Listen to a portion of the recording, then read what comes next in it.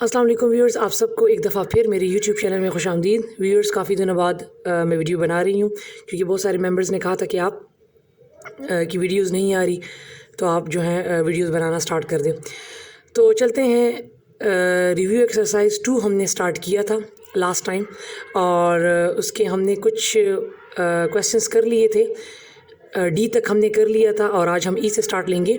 तो मेरे पास ई है कि Q plus Q dash makes, मैंने ऑप्शंस नहीं लिखे, मैं ऑप्शंस इसी तरह बता दूंगी, ठीक है, समझा कर। तो Q से हम डिनोट करते हैं रैशनल नंबर्स को, जबकि Q डैश से हम डिनोट करते हैं इर्रेशनल नंबर्स को। तो ये दोनों क्या बनाते हैं, इन दोनों से हमारे पास बनता है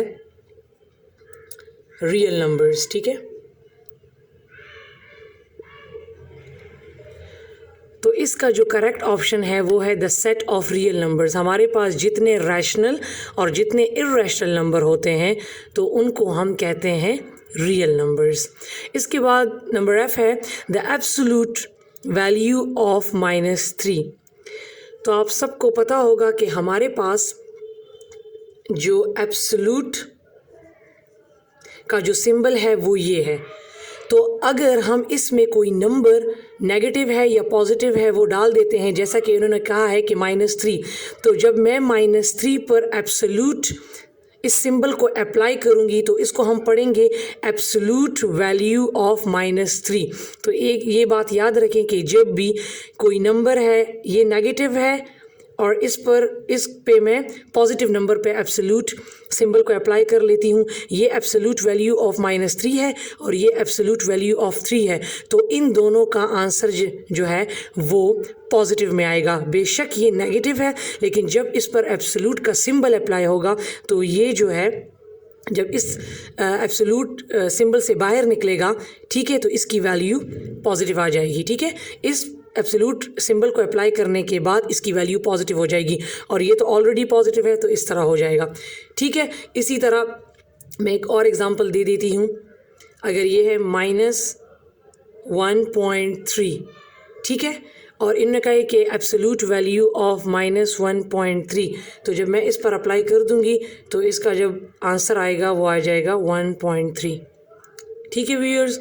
तो नेगेटिव नंबर पे जब एब्सोल्यूट अप्लाई होगा तो वो पॉजिटिव आएगा, नेगेटिव नहीं आएगा, ठीक है, और पॉजिटिव का तो पॉजिटिव ही आएगा। अब इसके बाद मेरे पास है reflexive property of real numbers, ठीक है। ये ज़रा लंबा सेंटेंस था, इसको मैंने शॉर्ट करके लिख लिया।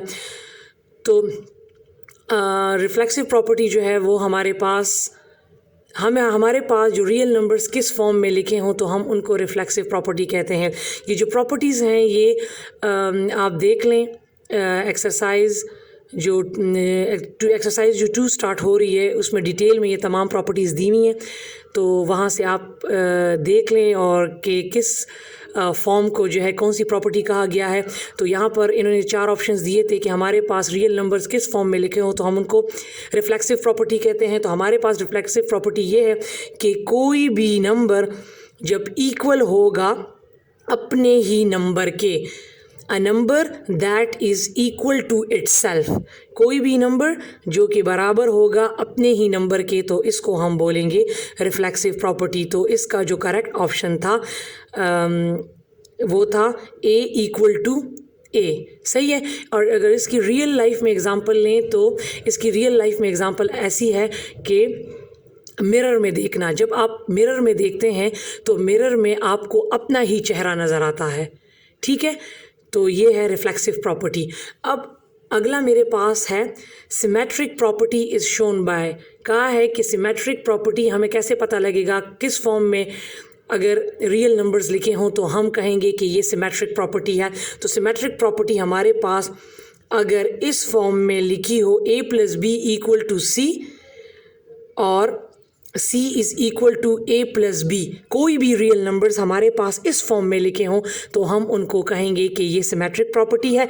तो इसमें जो ऑप्शन 2 था, जो था A + 2 = 10, तो ये A हो गया, ये B हो गया, ये C हो गया, और फिर देन 10 = A + 2, ठीक है। तो ये A हो गया, ये B हो गया और ये वाला C हो गया। तो ये वाली प्रॉपर्टीज़ जो थी सिमेट्रिक होती है, और ये जो था ये इसका करेक्ट ऑप्शन था।